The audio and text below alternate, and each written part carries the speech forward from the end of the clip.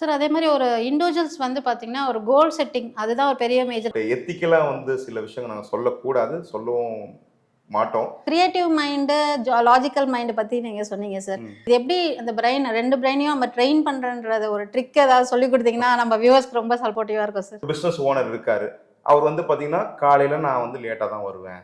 எந்த ஒரு பிரச்சனையும் நான் வந்து மைண்ட்ல போட்டுக்க மாட்டேன். நீங்க பாட்டுன்னு உங்களோட வேலைய செய்யுங்க. எனக்கு வந்து ப்ராஃபிட் மாத்திரம் தான் வேணும்னா வராது. சார் இப்போ வந்து நம்ம ட்ரெய்னிங், மோட்டிவேஷன், செல்ஃப் மோட்டிவேஷன் எல்லாமே பண்றோம். அதுக்கப்புறமும் நம்ம பிசினஸ்ல ஒரு ஃபெயிலியர் பார்க்குறோம்னா, அதுக்கு பிக்கஸ்ட் மிஸ்டேக்கா நீங்க என்ன பார்க்குறீங்க சார்? அவ்ளோ ஏன் மேம் சில பேர் வந்துட்டு ஏன்டா இந்த உலகத்துல வாழ்ந்துட்டு இருக்கோன்றது அவங்கள பத்தி செல்ஃப் ரியலைசேஷன் கிடையாது. செல்ஃப் டிஸ்கவரி கிடையாது. உண்மையில் உங்கள் வளர்ச்சியை தடுப்பது எது?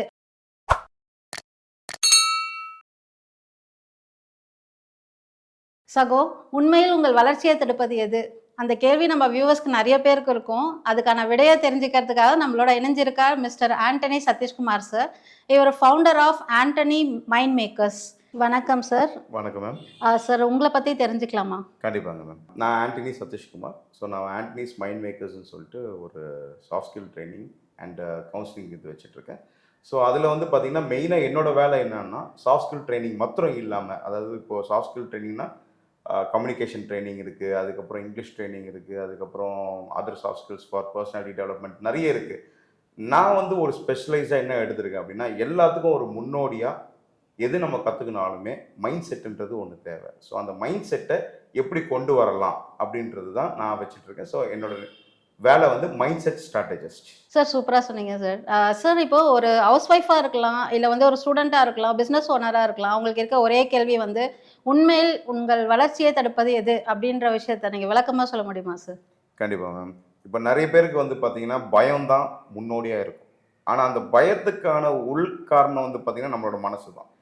இதுக்கு தான் நம்ம சொல்கிறோம் மைண்ட் செட் முக்கியம், மைண்ட் செட் முக்கியம் சொல்லிட்டு இருக்கோம். பட் நிறைய பேருக்கு வந்துட்டு மைண்ட் செட்னா என்னன்றதே ஒரு இதுவாக தான் இருக்குது. மைண்டுன்றது வந்து பார்த்தீங்கன்னா, விரிவாக்கமாக சொல்லணும்னா, நம்ம மூளைக்குள்ளே இயங்குகிற ஒரு சாஃப்ட்வேர்.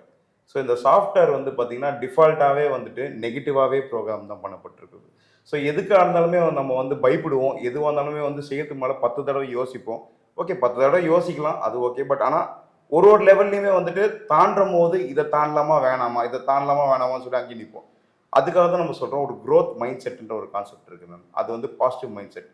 இந்த க்ரோத் மைண்ட் செட்டை வச்சா நீங்கள் எதை வேணாலும் தாண்டி எந்த தடைகளாலும் உடச்சி வெளியே வந்து சாதிக்கலாம்.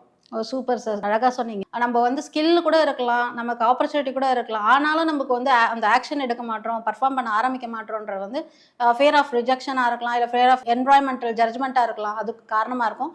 நம்ம வந்து மைண்ட் செட்டை வந்து நம்ம ஸ்டெபிலைஸ் பண்ணி நம்ம கரெக்ட்டா கொண்டு போனாலே நம்ம விஷனை ஈஸியா ரீச் பண்ண முடியும்ன்றத சார் சொல்லியிருக்காரு. சார் நீங்க ஒரு பெர்சனை ட்ரெயின் பண்றதுக்கு முன்னாடி அவங்க கிட்ட என்ன டயக்னோஸ் பண்ணுவீங்க? அதுக்கப்புறம் என்ன ப்ராசஸ் நீங்க ஃபாலோ பண்ணுவீங்க சார்? ஆமாங்க மேம்.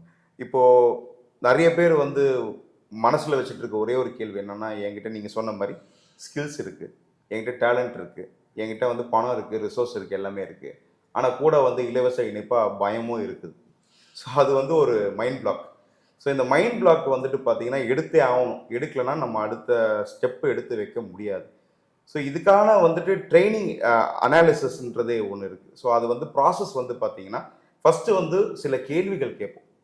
அந்த கேள்விகள் கேட்கும் போது அவங்களோட மனசு எங்கே இருக்குதுன்றது நம்மளுக்கு புரிஞ்சுக்கலாம். புரிஞ்சுக்கிட்டு எந்த இடத்துல அந்த இடத்துல பயம் இருக்குது, அந்த பயத்தை வந்து எப்படி மாற்றலான்றது தான் எங்களோட ட்ரைனிங் ப்ரோக்ராம். அந்த இடத்துல வரும்போது நெகட்டிவாக இருக்க சர்டன் விஷயங்கள்லாம் எடுத்து இவங்களை எப்படி அந்த பாசிட்டிவாக யோசிக்க வைக்க முடியும்.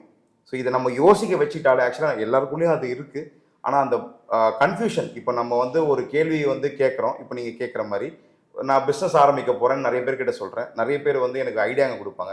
நிறைய பேர் வந்து சக்ஸஸ் ஸ்டோரி சொல்லியிருப்பாங்க, ஃபெயிலியர் ஸ்டோரி சொல்லியிருப்பாங்க. சக்ஸஸ் ஸ்டோரியும் ஃபெயிலியர் ஸ்டோரியும் வந்து கன்ஃபியூஷன் கிரியேட் ஆகி நான் என்ன ஆவேன், சக்ஸஸ் ஆவனா ஃபெயிலியர் ஆவனா, இந்த ஒரு கொஸ்டின் மார்க் வரும். இந்த ஒரு கொஸ்டின் மார்க் வர இடத்துல தான் இப்போ நம்ம அந்த ட்ரைனிங்கை போட போகிறோம். ஏன்னா அந்த பிளாக்கை எடுக்கிறதுக்காக பாசிட்டிவாக நீங்கள் எப்படி யோசிக்கலாம் அப்படின்றது தான் இந்த ப்ராசஸ். Super sir. சார் அதே மாதிரி ஒரு இண்டிவிஜுவல்ஸ் வந்து பார்த்தீங்கன்னா, ஒரு கோல் செட்டிங் அதுதான் ஒரு பெரிய மேஜர். நீங்க சொன்ன மாதிரி அவங்களுக்கு நிறைய ஐடியாஸ் இருக்கும், பண்ணணும்னு ஆசை இருக்கும். அதுக்கான ஏதாவது ஒரு சான்ஸ் கூட அவங்களுக்கு கிடைச்சிருக்கும். அப்போ அவங்களுக்கு அந்த டவுட், அந்த ஃபியர்னால என்ன பண்ணுறாங்கன்னா, அவங்க மற்றவங்க கிட்ட டிஸ்கஸ் பண்ணுற பேரில் நிறைய பேர்கிட்ட பேசுவாங்க. ஒரு பாதி பேர் நெகட்டிவ் சொல்லுவாங்க, பாதி பேர் நல்ல ஐடியா கொடுப்பாங்க. அந்த மாதிரி இருக்கும்போது அவங்க அந்த கன்ஃபியூஷன் ஸ்டேட்டில் ஆயிடுவாங்க. இது நெகட்டிவ் ஆகுமா பாசிட்டிவ் ஆகுமா அப்படின்ற கன்ஃபியூஷன் ஸ்டேட்டுக்கு வந்துடுவாங்க. இந்த இடத்துல வந்து பார்த்தீங்கன்னா அவங்க கோல் செட்டிங்கை வந்து கிளியராக பண்ண முடியாது அந்த கன்ஃபியூஷன்னால. ஸோ நீங்கள் வந்து ஒரு இண்டிவிஜுவல்ஸ்க்கு கோல் செட்டிங் நீங்கள் ஹெல்ப் பண்ணுறீங்க. அதே மாதிரி ஒரு கம்பெனி இருக்கும். கம்பெனியில் பார்த்தீங்கன்னா 1 crore இந்த வருஷம் டார்கெட்னு ஃபிக்ஸ் பண்ணியிருப்பாங்க. ஒரு மிஷனோட ஒர்க் பண்ணுவாங்க. அந்த இடத்துல டீம் இருக்காங்க இல்லையா? டீம் வந்து அதே ஃபோக்கஸில் இருப்பாங்களான்னு சொன்னால் சொல்ல முடியாது. அவங்களுக்கு வந்து இப்போ அதிகமான ப்ரையாரிட்டிஸ் இருக்கும். அவங்களோட இண்டிவிஜுவலாக அவங்களோட லைஃப்பை பார்த்துட்டு இருப்பாங்க. ஸோ ஆனால் ஒரு டீமாக பர்ஃபார்ம் பண்ண தான் அந்த கோலை நோக்கி நம்ம போக முடியும். இந்த இடத்துல ஒரு கார்ப்பரேட்டுக்கு நீங்கள் எந்த மாதிரிலாம் நீங்கள் சப்போர்ட் பண்ணுவீங்க? கண்டிப்பாக மேம். இப்போது நீங்கள் கேட்குற கேள்வி தெளிவாக புரியுது. ஒருத்தர் வந்து கோல் வாழ்க்கையில் இல்லைன்னா அது வாழ்க்கையே இல்லைன்றது தான் நம்ம சொல்லுவோம். ஏன்னா ஒரு மனிதராக பிறந்து விட்டாலே ஒரு வந்து ஏதோ ஒரு கோல் இருக்கும். அதை வந்து நோக்கி தான் நம்ம போயிட்டு இருப்போம். ஸோ இப்போது ஃபார் எக்ஸாம்பிள் வந்துட்டு பார்த்தீங்கன்னா, இப்போது ஒரு ஃபுட்பால் கேமில் கோல் இல்லை, அப்படி கோல் போஸ்ட் இல்லைன்னா கேமே முடியாது. எங்கேனா ஒரு இடத்துல ஏடகுடமாக அடிச்சுக்கிட்டு இருப்பாங்க. ஸோ இதில் வந்து பார்த்தீங்கன்னா ஒரு கோல் இருக்கிறதுனால தான் அதை நோக்கி நம்ம பயணப்படுத்திட்டு இருக்கோம். நிறைய பேர் இந்த மாதிரி கேள்வி கேட்டிருக்காங்க, நிறைய பேர் வந்திருக்காங்க. ஸோ வரும்போது என்ன ஆகும்னா, எனக்கு வந்து கோல் இல்லை சார், நான் எப்படி என்ன கோலாக செட் பண்ணலாம்? ஆக்சுவலாக அதுக்கு நாங்கள் வந்து விடை கொடுக்க முடியாது. ஆனால் அவங்க மனசில் இருக்க கோலை வெளியெடுத்து கொடுக்கலாம். அதுதான் நம்ம பண்ணுறோம் ஆக்சுவலாக. ஸோ அவங்க வந்து ஒரு கோல் வந்துட்டு என்ன இருக்குன்றதை அவங்க தேடி எடுக்க முடியல. ஸோ சர்டன் விஷயங்கள் இருக்குது. இப்போ வந்து பார்த்தீங்கன்னா அதில் வந்து மல்டிபிள் இன்டெலிஜென்ஸ் தியரின்னு சொல்லுவாங்க. ஸோ அந்த மாதிரி மல்டிபிள் இன்டெலிஜென்ஸ் தியரியில் வந்து கண்டிப்பாக நம்மளுக்கு வந்து நுண்ணறிவுன்னு சொல்லுவாங்க.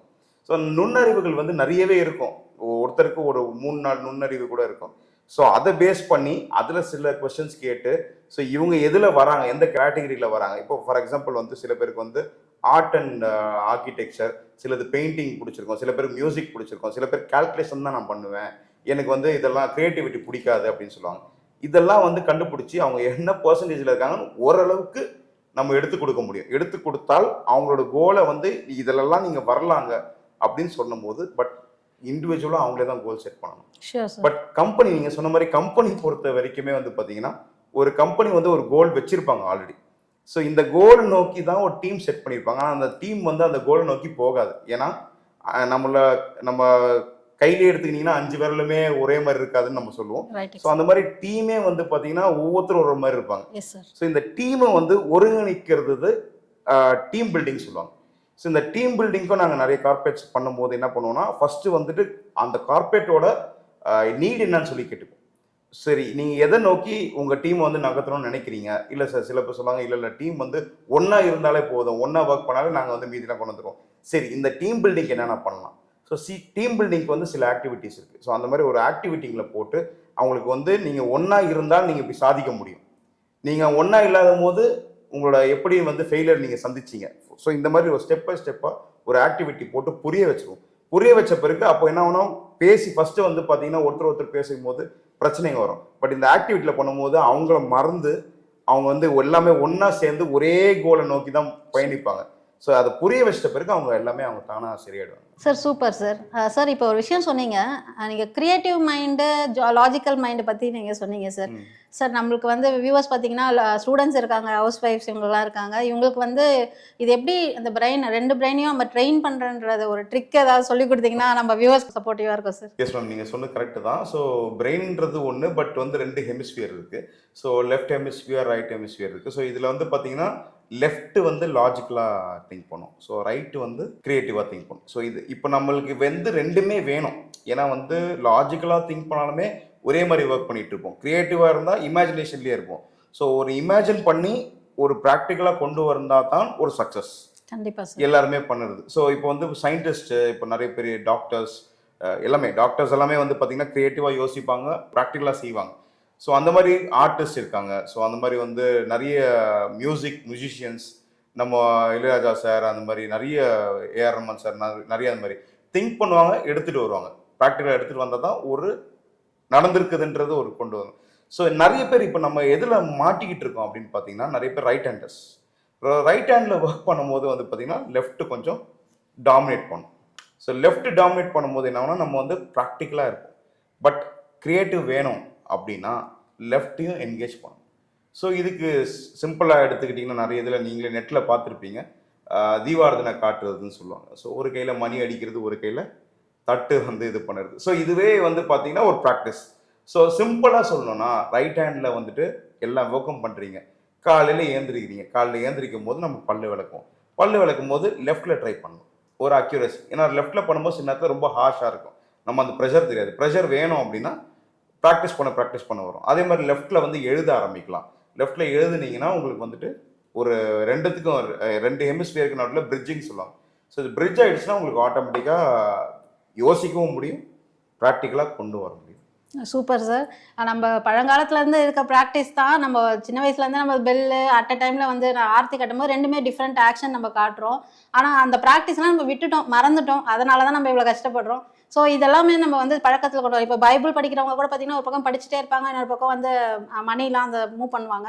ஸோ இது மாதிரி நம்ம ப்ராக்டிஸ் எல்லாமே பண்ணோன்னாவே நமக்கு 2 பிரெயினும் ஆக்டிவேட் பண்ணலாம், நம்ம இன்னும் நல்லா பர்ஃபார்ம் பண்ணலாம். தேங்க்யூ. ரியல் பர்சனோட சுச்சுவேஷனில் மேபி அவங்க ஏதாவது ஒரு ப்ராப்ளம் ஐடென்டிஃபை பண்ணி உங்ககிட்ட வந்திருக்கலாம், நீங்கள் அதுக்கு சொல்யூஷன் கொடுத்துருக்கலாம், அதனால ஒரு நல்ல ஆக்ஷன் சேஞ்ச் கொடுத்துருக்கலாம். அந்த மாதிரி ஏதாவது ஒரு சுச்சுவேஷனை நீங்கள் எக்ஸ்பிளைன் பண்ண முடியுமா, சொல்ல முடியுமா சார்? நீங்கள் கேட்குறது எனக்கு புரியுது மேம். பட் எத்திக்கலாக வந்து சில விஷயங்கள் நாங்கள் சொல்லக்கூடாது, சொல்லவும் மாட்டோம். ஏன்னா சில விஷயம்லாம் பர்சனலாக இருக்கும். ஸோ ஒரு அவுட்லைனாக நான் கொடுக்கணும்னு நினச்சேன்னா, சில பேர் வந்து டல் ஸ்டூடெண்ட்ஸ் இருப்பாங்க, படிப்பில் வந்து ரொம்ப கம்மியாக படிச்சுட்டு இருப்பாங்க. அவங்கள இம்ப்ரூவைஸ் பண்ணி விடலாம். ஃபியர் நீங்கள் கேட்ட மாதிரி நிறைய பேருக்கு வந்து தடங்கள் இருக்கும், அந்த தடங்களை பிரேக் பண்ணலாம். சில பேருக்கு வந்து கோல் இருக்கும், கோல் நோக்கி போகும்போது சில இடத்துல தடங்களாகும், அதையும் வந்து நம்ம கிளியர் பண்ணி கொடுக்கலாம். அவ்வளோ ஏன் மேம், சில பேர் வந்துட்டு ஏன்டா இந்த உலகத்தில் வாழ்ந்துட்டு இருக்கோன்றது அவங்கள பற்றி செல்ஃப் ரியலைசேஷன் கிடையாது, செல்ஃப் டிஸ்கவரி கிடையாது. ஸோ அந்த மாதிரி விஷயத்தில் வந்து அவங்கள செல்ஃபை டிஸ்கவர் பண்ண வச்சு அவங்களும் வந்து இந்த உலகத்தில் வாழ முடியும், எங்களால் இந்த உலகத்தில் நாங்கள் வாழறதுக்கு ஒரு அர்த்தம் இருக்குது அப்படின்னு ஒரு கான்ஃபிடென்ட்டை கொடுக்குறோம் பார்த்தீங்களா, அங்கே தான் எங்களோட ஒர்க்கே இருக்குது மேம். Super sir. சார், ஒரு சக்ஸஸ்ஃபுல் பிஸ்னஸ் ஓனருக்கு லீடர்ஷிப் குவாலிட்டி வேணும்னு எல்லாரும் சொல்கிறாங்களே, அது எதனால? Correct ma'am. ஒரு சக்ஸஸ்ஃபுல் பிஸ்னஸ் அப்படின்னாலே வந்து பார்த்தீங்கன்னா அங்கே ஒரு லீடர் இருக்காங்கன்னு தான் அர்த்தம். ஸோ லீடர் இல்லை அப்படின்னா என்ன நடக்கும் அப்படின்னா ஒவ்வொருத்தரும் ஒரு வேலையை செஞ்சுட்டு இருப்பாங்க. ஸோ அதனால தான் வந்து டீம் லீடர் நம்ம சொல்கிறோம். ஒரு டீமை வந்து ஏற்கிறது ஒரு லீடர். ஸோ ஒரு பர்டிகுலர் பாயிண்ட்லேருந்து நீங்கள் ட்ரிகர் பண்ணி எடுத்துக்கிட்டு போயிட்டு எல்லாரும் ஒன்றிணைச்சு ஒரு டீமாக ஆக்குறீங்க. கரெக்டுங்களா? ஸோ இப்போ இந்த வந்து ஒரு லீடராக இல்லை, லீடர்ஷிப் குவாலிட்டிஸ் இல்லை. ஸோ ஒரு லீடர்ஷிப் குவாலிட்டி இல்லாத ஒரு ஃபார் எக்ஸாம்பிள் ஒரு பிஸ்னஸ் ஓனர் இருக்கார். அவர் வந்து பார்த்தீங்கன்னா காலையில் நான் வந்து லேட்டாக தான் வருவேன், எந்த ஒரு பிரச்சனையும் நான் வந்து மைண்டில் போட்டுக்க மாட்டேன், நீங்கள் பாட்டுன்னு உங்களோட வேலையை செய்யுங்க, எனக்கு வந்து ப்ராஃபிட் மொத்தம் தான் வேணும்னா வராது. ஏன்னா அவங்களோட பிரச்சனை, எல்லாருக்குமே ஒரு பிரச்சனை இருக்கும். ஸோ ஒரு பிரச்சனையை வந்து கொண்டு வராங்கன்னும் போது ஒரு லீடராக இருந்து அந்த பிரச்சனையை வந்து சரி பண்ணணும். அது மட்டும் இல்லாமல் நான் வந்து டைமுக்கு வரணும், நான் சில ஹேபிட்ஸ் வச்சுருக்கணும். அதாவது எனக்குன்னு ஒரு குவாலிட்டி இருக்குது, நான் வந்து இப்படி தான் நான் இங்கே வந்தேன்னா நான் இதை பண்ணுவேன், அப்போ நான் பண்ணும் போது இதை நான் வந்து உங்ககிட்ட எதிர்பார்க்குறேன் அப்படின்ற போது கேட்கும் போது கண்டிப்பாக அந்த எதிர்பார்ப்பு பூர்த்தி அடைகிற போது தான் ஒரு சக்ஸஸ்ஃபுல்லான ஒரு டீம் கிடைக்கும். ஒரு சக்ஸஸ்ஃபுல் டீம் கிடைச்சா தான் அந்த பிஸ்னஸ் வந்து சக்ஸஸ்ஃபுல்லாக இருக்கும். Sir, super sir. நீங்கள் இப்போ சொல்கிறது என்னென்னா, ஒரு சக்ஸஸ்ஃபுல் பிஸ்னஸ்க்கு வந்து ஒன்று பிஸ்னஸ் ஓனர் லீடர்ஷிப்பில் இருக்கணும், இல்லை நல்ல ஒரு லீடரை அவர் ஹையர் பண்ணணும். கண்டிப்பாக மேம். சார், ஒரு நல்ல பிஸ்னஸ் ஓனருக்கு வந்து நல்ல மைண்ட் செட் இருக்குது, நல்ல ஸ்கில் செட் இருக்குது, அவரோட ஆக்ஷன்ஸும் நல்லா தான் பண்ணிட்டு இருக்காரு, இருந்தாலுமே அவருக்கு மார்க்கெட் சப்போர்ட் பண்ணாமல் ஃபெயிலியரை பார்க்குறாரு. இப்போ நம்ம மைண்ட் செட்டை ப்ளேம் பண்ண முடியுமா சார்? கண்டிப்பாக மைண்ட் செட்டை ப்ளேம் பண்ண முடியாது மேம். ஏன்னா நீங்களே சொல்லிட்டீங்க அவருக்கு நல்ல மைண்ட் செட் இருக்குன்னு சொல்லிட்டு.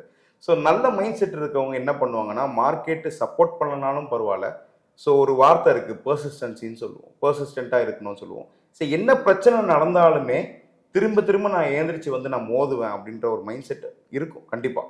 ஸோ அப்புறம் என்ன பண்ணுவாங்கன்னா கன்சிஸ்டன்சின்னு சொல்லுவாங்க. திருப்பி அதை ஒரு புது மார்க்கெட்டே கிரியேட் பண்ணுற, சக்ஸஸ்ஃபுல்லாக ஒரு புது மார்க்கெட்டை கிரியேட் பண்ணுற அளவுக்கு திருப்பி அந்த காரியத்தை பண்ணிக்கிட்டே இருப்பாங்க. விடாமுயற்சின்னு சொல்லுவாங்க.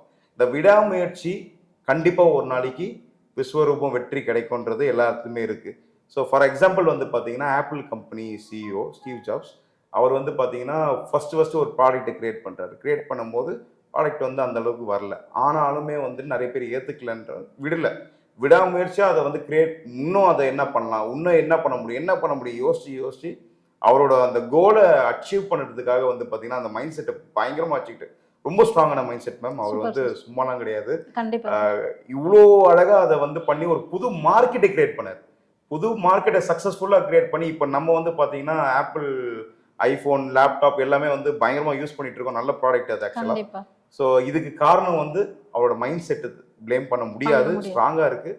மார்க்கெட்டை நீங்கள் சொல்லலாம். இவர் வந்து ப்ரீமியம் மொபைல்னா நம்ம ஆப்பிள் தான்ற மைண்ட் செட்டை நம்ம கொடுத்துருக்காரு. கண்டிப்பாங்க. அது ஒரு ஸ்டேட்டஸ் சிம்பிள் நிறைய பேர் யூஸ். சார் இந்த சைக்காலஜி, மார்க்கெட் டெவலப்மெண்ட், ட்ரைனிங் இந்த மாதிரி நிறைய டிஃப்ரெண்ட் வேர்ல்டை நம்ம வந்து ட்ராவல் பண்ணி வரோம் சார். இருந்தாலுமே வந்து ஃபெயிலியர்ஸ் பார்க்குறாங்க. அது ஜென்ரலாக நீங்கள் நிறைய பேட்டர்ன்ஸ் பார்ப்பீங்க. இதில் எது அதிகமாக பார்க்குறீங்க சார்? என்ன பேட்டர்ன் பார்க்குறீங்க? இல்லை, நான் இது வரைக்கும் வந்து எல்லா இதுலையும் ட்ரைனிங்லேயும் ஒரே ஒரு பேட்டர்ன் பார்த்தது என்னன்னா டீமோட்டிவேஷன் தான். ஸோ ஒரு பர்டிகுலர் பாயிண்ட்ல வந்து பார்த்தீங்கன்னா ஒரு சின்ன ப்ராப்ளம் இருக்கும், அதை பார்த்து பயந்து டீமோட்டிவேட் ஆகிட்டு இருப்பாங்க. இந்த டீமோட்டிவேஷன் கரெக்ட் பண்ணிட்டோம், செல்ஃப் மோட்டிவேஷனுக்கு கொண்டு வந்துட்டோம் அப்படின்னா எல்லாமே சக்ஸஸ்ஃபுல்லாக போயிட்டு இருப்பாங்க. Super sir. சார் இப்போ நம்ம பிஸ்னஸில் கூட இல்லை இண்டிவிஜுவல் பர்ஃபார்மன்ஸ்லேயே கூட க்ரோத் டயக்னோஸ் பண்ணுறதுக்கு செல்ஃபாக நம்ம வியூவர்ஸ் அவங்க செக் பண்ணிக்கிறதுக்கு ஏதாச்சும் ஒரு பேட்டர்னோ ஒரு கொஸ்டின்ஸ் ஏதாவது இருந்ததுன்னா? Very good ma'am. நீங்கள் கேட்ட கேள்வி வந்து சூப்பர். ஆனால் இதுக்கு வந்து எதுவுமே ஒரு டிஃப்ரெண்ட்டான பேட்டர்ன்ஸோ எதுவுமே ஒரு மேஜிக்கு கிடையாது. ஸோ இதில் வந்து பார்த்தீங்கன்னா பிஸ்னஸ் பிளான்ன்றது நம்ம ஆல்வேஸ் வந்து ஒரு பிஸ்னஸ் ஸ்டார்ட் பண்ணுறோம் அப்படின்னா ஒரு பிளானிங் வந்து பக்காவாக இருக்கும். ஃபஸ்ட்டு நம்ம வந்து என்ன பண்ணுவோம், லெவல் 1, லெவல் 2, லெவல் 3ன்றதை பிரிச்சுக்குவோம். நம்ம வந்து ஃபஸ்ட் லெவலில் இருக்கும் போது என்னென்ன பண்ண போகிறோம், சர்டன் க்ரைட்டீரியாஸ், அது ஒரு ஒரு பிஸ்னஸை பொறுத்து மாறும். ஸோ அந்த லெவல் 1லேருந்து லெவல் 2 அச்சீவ் பண்ணும்போது லெவல் 1 கரெக்டாக முடிச்சிருக்குமா, ஸோ லெவல் 2லேருந்து லெவல் 3 போகும்போது 2 லெவலையும் கரெக்டாக முடிச்சிருக்குமா, இதை வந்து நம்ம செக் பண்ணிகிட்டே வந்தோம்னா நம்ம வந்து க்ரோத் லெவலை வந்து மெஷர் பண்ணிகிட்டே வர முடியும். சில பேர் வந்து பார்த்தீங்கன்னா அந்த பிஸ்னஸ் பிளானை வந்து கரெக்டாக எக்ஸிக்யூட் பண்ணி முடிச்சிருப்பாங்க. எக்ஸிக்யூட் பண்ணி முடிச்சுட்டு அந்த ப்ராடக்ட் வந்து சக்ஸஸ்ஃபுல்லாக ரன் ஆகிட்டே இருக்கும். ஸோ ஒரு ஸ்டாக்னேஷன் லெவல் சொல்லுவோம். ஒரு எல்லா இடத்துலையுமே வந்து ஒரு காம்படிஷன் இருக்கும், நம்ம வந்து போயிட்டே இருப்போம். சப்போஸ் நம்ம வந்து ஒரு இடத்துல வந்து நிற்கிறோம், எல்லா இடத்துலையுமே நம்ம ரீச் ஆகிட்டோம், நெக்ஸ்ட் லெவல் என்ன பண்ணலாம் அப்படின்னு பார்க்கும்போது ஒரு புது ப்ராடக்ட் இன்ட்ரடியூஸ் பண்ணலாம், இல்லை அந்த ப்ராடக்ட்டை அப்டேட் பண்ணலாம். அப்படின்னா உங்கள் சர்வீஸை வந்து எப்படி பெஸ்ட்டாக கொடுக்குறதுன்றது நம்ம யோசிக்கலாம். Super sir. இப்போ வந்து நம்ம ட்ரைனிங், மோட்டிவேஷன், செல்ஃப் மோட்டிவேஷன் எல்லாமே பண்ணுறோம். அதுக்கப்புறமும் நம்ம பிஸ்னஸில் ஒரு ஃபெயிலியர் பார்க்குறோன்னா அதுக்கு பிக்கஸ்ட் மிஸ்டேக்காக நீங்கள் என்ன பார்க்குறீங்க சார்? Correct ma'am. நீங்கள் சொன்ன 3மே வந்து இன்டர்லிங்க் ஆகிற ஒரு விஷயம் தான். ஸோ ஃபஸ்ட்டு வந்து பார்த்தீங்கன்னா ட்ரைனிங் பண்ணிங்கன்னா ஸ்கில் வளரும். அதுக்கு ட்ரைனிங்க்கு போனோன்னா உங்களுக்கு ஒரு மோட்டிவேஷன் தேவைப்படும். இந்த மோட்டிவேஷன் எதுக்கு வருது அப்படின்னு பார்த்தீங்கன்னா உங்களை செல்ஃப் டெவலப்மெண்ட் பண்ணதுக்காக வருது. பட் இந்த 3மே இன்டர்லிங்க் ஆகும் போது ஒரு தொடக்க புள்ளின்னு ஒன்று இருக்குது, அதுதான் வந்து அக்செப்டன்ஸ். நிறைய பேருக்கு அந்த அக்செப்டன்ஸ் கிடையாது. ஸோ இந்த அக்செப்டன்ஸுக்கு ஒரு பாசிட்டிவ் மைண்ட் செட் ரிக்வயர்மெண்ட்டாக இருக்குது. ஸோ அதுதான் இப்போ வந்து positive mindset, growth mind செட்ன்றது நாங்கள் ட்ரெயின் பண்ணிட்டு இருக்கோம். Sir, rapid fire question ready. Mindset or skill? Skill வேணும்னா mindset required. Knowledge or execution? Execution பண்ணதுக்கு knowledge important. Motivation or discipline?